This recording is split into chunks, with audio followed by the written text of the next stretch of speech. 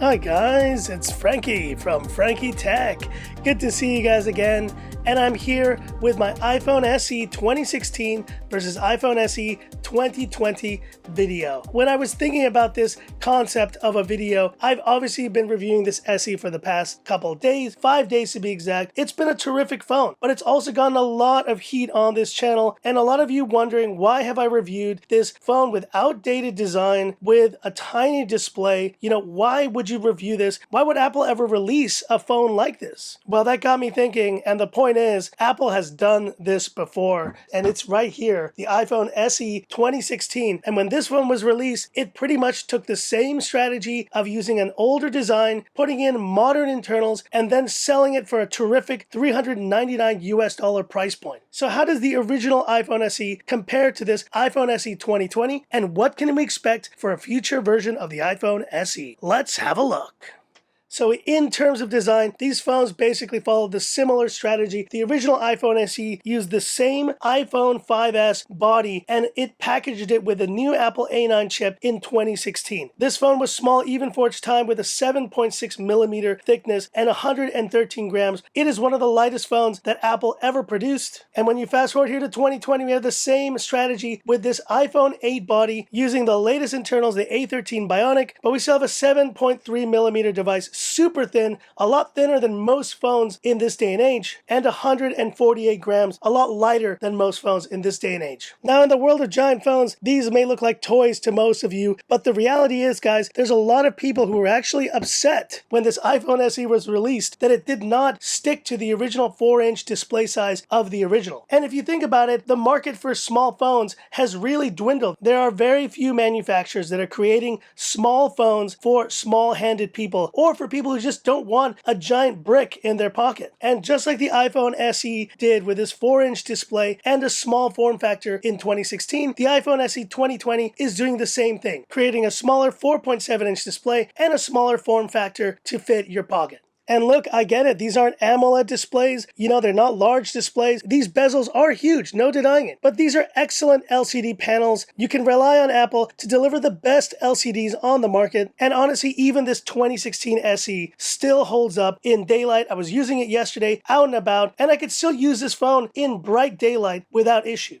Now, in terms of performance, it's the same strategy once again. When this SE was released, it came back in the Apple A9, which was the same chip that was included in the iPhone 6S and 6S Plus. And it was a very fast phone for its time. And because of the smaller display at the time, this phone actually ran faster than those 6S phones. In 2016, I actually went to Italy with my wife and my daughter, and I needed a phone that I could trust just to use on the trip. And I ended up using this iPhone SE for the majority of that trip. It did a great job. It took a lot of the photos, and the battery performed admirably in travel. And despite only having a 1624 mAh battery, it performed great on a day-to-day basis. And once again, it's the same strategy here with the iPhone SE. And this phone is basically taking the Apple A13 Bionic and it's putting it in this smaller form factor. Because of the lower resolution display and the smaller display, this phone just flies. I have no issues navigating. I've been using it to one-hand type messages to you guys all day. It's one of the fastest phones I've used this year. But just like the SE back in 2016, this SE 2020 has the same kind of concern that I think anyone would have being a power user. And that's what I am. And that's battery life. So far, my battery experience on the SE 2020 has been good, but it hasn't been amazing. I've been getting around 5 to 6 hours screen on time. That's the one thing that I probably missed the most from my iPhone 11 Pro Max. And it was the same reason why back in 2016, I went ahead and picked up an iPhone 7 Plus and did not keep this as my daily phone. For power users, the 1800 mAh battery is definitely not going to be enough. And that's okay. If you value that kind of thing, you're going to step up to another iPhone like the iPhone 11 or even the XR for better battery life. But the casual user will have no issues using this phone. And in the future, yes, perhaps you may need to top up this phone more often than not. And in maybe 3 years' time, you may want to replace the battery completely. But guess what? You'll be able to do that, and you'll still be on the latest software updates here on this iPhone SE for years to come. from. And how do I know this, guys? Because this iPhone SE 2016 is running iOS 13. I haven't used this in a while, but I have the software update to 13.4.1 ready to go to enjoy the exact same software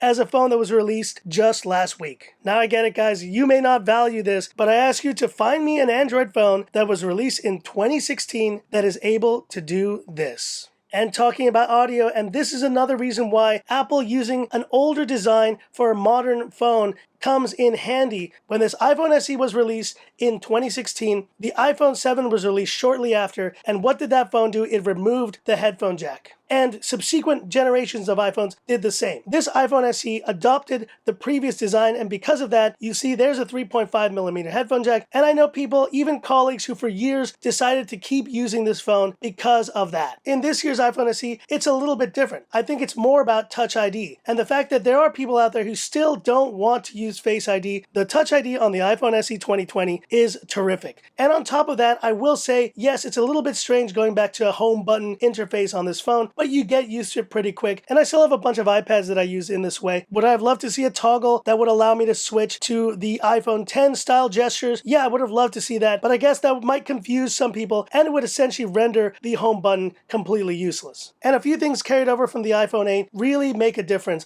like wireless charging, terrific haptics. The vibration motor on this is flagship level, and just a fit and finish that you don't see in phones at the $400 price point. And let's not forget the dual speakers on this iPhone SE, which make for a much better listening experience. And in terms of cameras, both of these phones have a single rear-facing camera, but they are very much improved on this 2020 version, from an f2.2 to an f1.8 on the iPhone SE 2020. And believe it or not, but this SE 2016 is capable of shooting 4K 30 FPS, while the 2020 model is capable of 4K 60. And the front cameras have improved significantly as well, from a 1.2 megapixel to a 7 megapixel here on the SE 2020. And have a look at these photo samples just to see how much of a separation there is between the 2016 model and the 2020.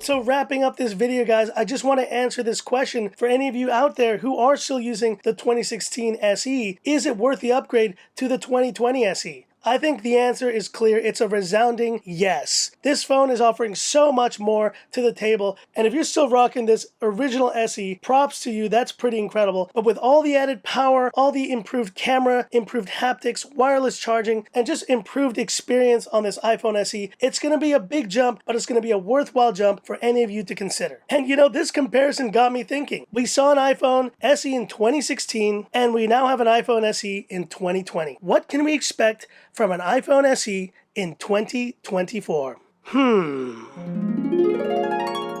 Hi guys, it's Frankie from Frankie Tech. Good to see you all again, and I'm here with a special exclusive live stream of my first look of the iPhone SE 2024. And Apple has gone back to their strategy of 4 years ago by including an older design here, but with the latest internals. Now I'm looking at the comment section here, and I know what you're thinking. This is a very old design. It's the same one as the one found on the iPhone 11 Pro with a 5.8-inch AMOLED display. Yes, I know it is 60 Hz. That will be a big downgrade for all you ProMotion lovers out there. But guys, this is the Apple A17. It's the fastest chip on the market, the same one that is found on the iPhone 15. And let's read some of these comments. What a joke.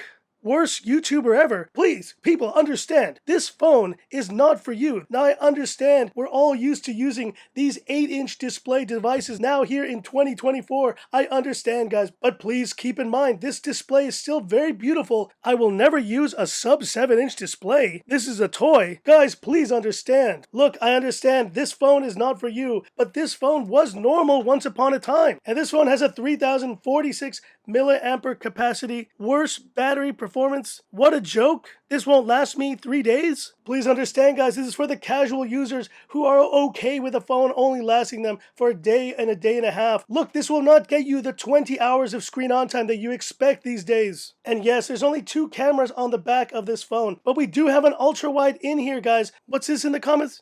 6 cameras minimum, or I'm not buying. Guys, I understand most phones now have 6 to 8 cameras on the back, but just keep in mind, this was normal back in the day. And these are the same cameras being used in the iPhone 15. Oh, these comments, guys, these comments. Worst review ever. Worst phone ever. Unsubscribing. Oh, here we go again.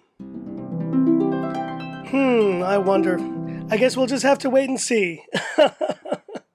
Anyways, guys, that's it for this video, and hit me up with any questions, any comments you have. And if you do have any questions, and if you're still using this SE and you're thinking about upgrading, do let me know, and I'll be happy to answer those questions. But that's it for this video. If you liked it, give me that thumbs up, and if you love the content of Frankie Tech, subscribe to the channel, hit the bell icon for future updates. And I hope you enjoyed this one. It was pretty fun to make. Android content coming back very soon, don't worry. But that's it for this one, and this is where I leave you by saying, this is Frankie Tech signing off.